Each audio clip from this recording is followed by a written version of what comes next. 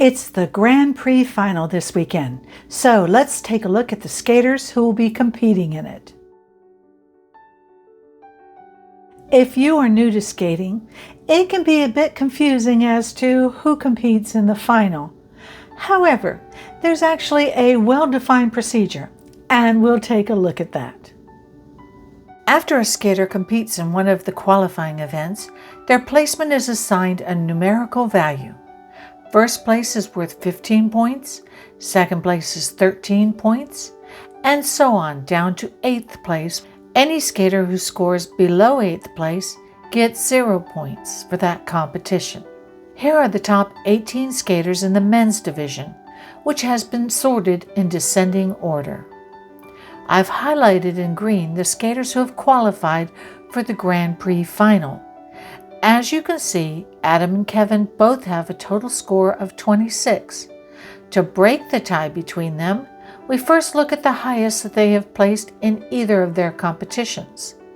Adam came in first at France, so he has a 1 in this first tiebreaker column, while the highest Kevin placed was second at both of his events. If they were still tied, we would go to the next column, which is the total scores for both competitions combined. The second group, whose scores I've highlighted in yellow, are the alternates. And since I created this particular chart, Adam has dropped out, so Mikhail will be going on to the finals, taking 6th place as the others move up.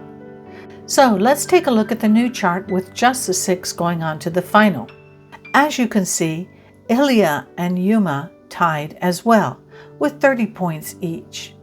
They both had a first place in both of their competitions, so we go on to the score to do their tiebreaker. Ilya scored a 591, whereas Yuma scored a 563. So that puts Ilya in first place and Yuma in second as far as the standings. This placement is important for the final as it indicates the skate order for the short program. Let's take a look at another example, the women's division. Here we have 3 different tie situations, which I've color-coded separately. Kaori and Amber both have 30 points and first place finishes, so we looked at their total score to break the tie. The skaters in the 4th, 5th, and 6th place have a total score of 26 each. Hana Yoshida has a first place finish, so she moves into 4th place. However, both Reno and Monet have second place finishes, so we go to their total score again to break the tie.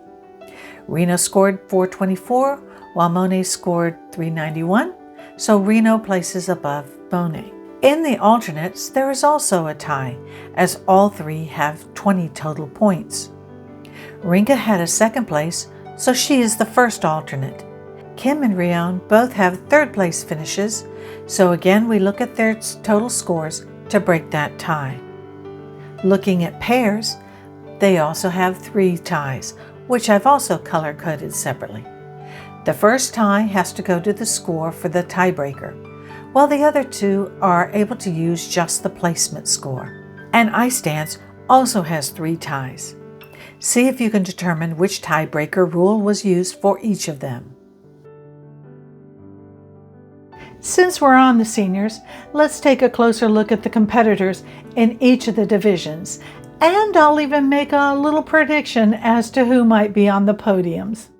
In ice dance, Lila Fear and Lewis Gibson were the only team to place first in both of their competitions, which puts them at the top of the list.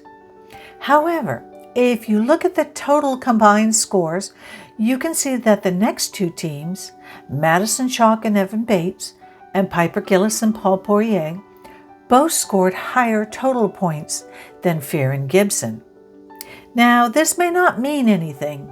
Judges may score higher or lower at any given event, but I think it means that we're going to have an interesting battle between these 3 teams. I wouldn't be surprised if these are our podium finishes, but I won't try and predict in which order. In pairs, again, Diana and Maxime were the only ones to get first place finishes at both competitions, but their total points are lower than the next 3 teams. I would not be surprised if Riku and Ryushi give them a run for their money. And I don't think that Diana and Maxime's current programs are as strong as last season's, at least not at this point in the year. In women's, both Kaori and Amber got first place finishes in their competitions, but Kaori scored more points. Is this a predictor for how the final will go? In the past, Amber has had some problems when she gets into her head too much, but this year she seems to be doing better at staying focused. However, I would not want to count any of the other Japanese women out, especially Wakabe. And finally, in men's, let's look at how the field stands since Adam has withdrawn and Mikhail moved up.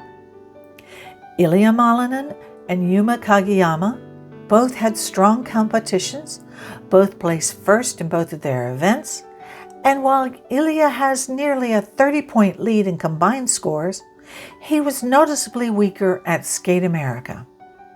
It could be because that was the first competition of the series, but Ilya is also young and trying new things as far as his PCS is concerned, while Yuma has a couple more years of experience under his belt.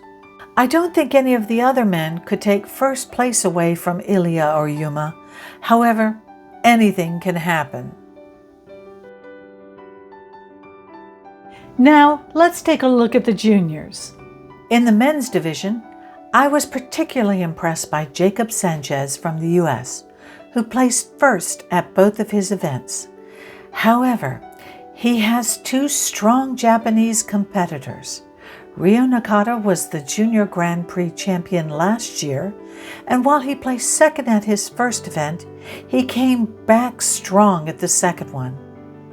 And Sena Takahashi had equally good showings at his events, with a first and a second. I wouldn't be surprised if these 3 are on the podium at the end. In the women's division, I think it is Mao Shimada's to lose. She looked very strong during both her events. However, both Ami Nakai and Karuko Wada were very strong in their events, and they will certainly challenge Mao. I think we are looking at an all-Japanese podium finish here. In pairs, the Chinese team of Zhang Jiaxun and Huang Yihang dominated the ice in their competitions. However, Jasmine Desrochers and Karen Thrasher from Canada were also impressive, and I loved both of their programs.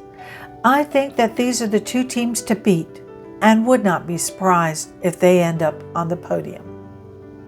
And in ice dance, the top 4 teams are all strong and could make a play for the podium, although I must admit that I am rooting for the Peel siblings from the US. I really loved both of their programs. And that's a look at the junior and senior competitors in the Grand Prix final. Be sure to watch these events on whatever broadcast media is available to you. I'll put a link to the ISU's broadcast list in the description below. In my next video, I will be talking about the results of the competition and my personal highlights. So be sure you subscribe so that you don't miss that. See you soon.